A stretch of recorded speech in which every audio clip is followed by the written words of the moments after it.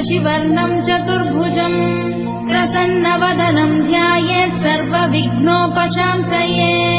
यस्य द्विरदवक्त्राद्या पारिषद्या परशतम्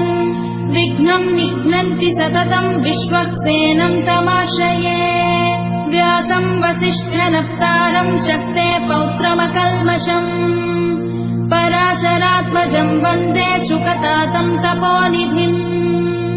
व्यासाय विष्णुरूपाय व्यासरूपाय विष्णवे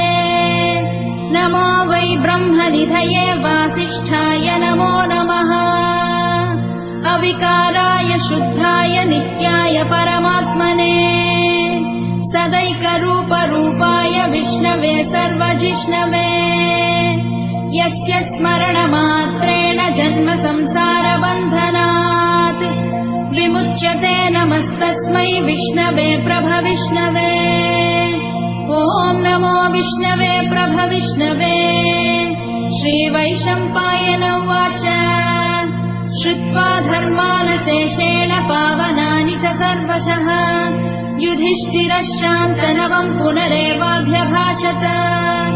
युधिष्ठिर उवाच किमेकं दैवतं लोके किं वाप्येकं परायणम् स्तुवन्तः कमर्चन्तः प्राप्नुयुर्मानवाः शुभम्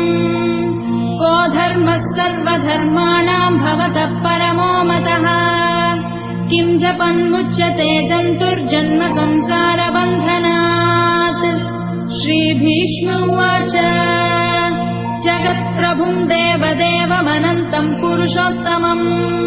स्तुवन्नाम सहस्रेण पुरुषः सततोत्थितः तमेव चार्चयन् नित्यं भक्त्या पुरुषमव्ययम् ध्यायन् स्तुवन्नमस्यंश्च यजमानस्तमेव च अनादिनिधनम्